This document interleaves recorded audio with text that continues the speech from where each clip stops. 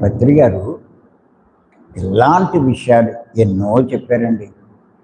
నేను ఒక 4-5 ఏళ్ళ క్రితం అనుకుంటా, కొంచెం వెనకాల అయితే పత్రి గారి దగ్గర నాళ్ళు ఉన్నాం కదా, అసలు నేను ఏం నేర్చుకున్నాను అని ఆలోచన వచ్చింది. సరే అని చెప్పి అప్పుడు రాయడం మొదలెట్టా. రాస్తూ ఉంటే ఎన్ని పాయింట్లు వచ్చిందో, ఒక 200 పైన వచ్చినాయి పాయింట్. ఇంకా రాస్తే ఇంకా వచ్చినాయి అని నేను నేర్చుకున్నా. ఆశ్చర్యపోయాను. ఈయనేం పెద్ద బోధిస్తున్నట్టు ఉండడు, చెప్తున్నట్టు ఉండడు, కానీ ఈయన నుంచి ఇన్ని నేర్చుకున్నామా అని.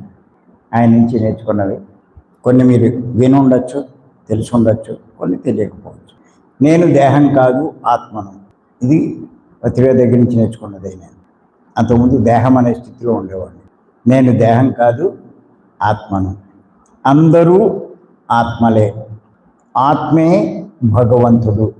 ఇక్కడ నేను ఆత్మను, ఆత్మ భగవంతుడు, అంచేత నేనే భగవంతుడిని. 4 పాయింట్. ఇంకోటి నేర్చుకున్నా, నాకు చావు లేదు. ఎందుకు లేదు? ఆత్మ కాబట్టి. చావు అంటే శరీరాన్ని, ప్రదేశాన్ని మార్చడం.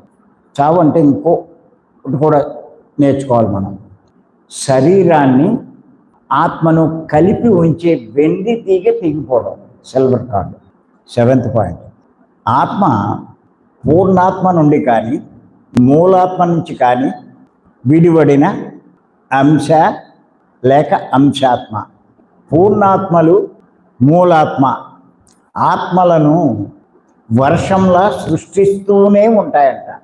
మీరు వర్షం వచ్చినప్పుడు ఏ డబ్బా ఎక్కువ చూడండి ఒకసారి, ఎన్ని చినుకులు పడుతూ ఉంటాయి. అలాగా ఈ ఆత్మల్ని అలా సృష్టి చేస్తూనే ఉంటాయంట. ఏమండి ఇన్ని సృష్టించేస్తే భూమి మీద చోటు ఉండద్దు అనుకుంటారు.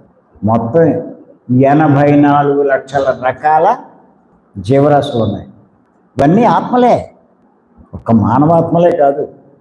అంశాత్మ దేహంలో ప్రవేశిస్తే జీవుడు లేక జీవాత్మ అంటారు.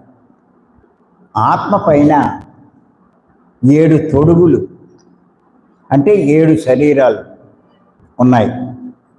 కొన్ని ఆత్మలు పరిణామ క్రమంలో ఎదుగుతూ ఉంటాయి, కొన్ని డైరెక్ట్గా మానవులుగా సృష్టింపబడతాయి.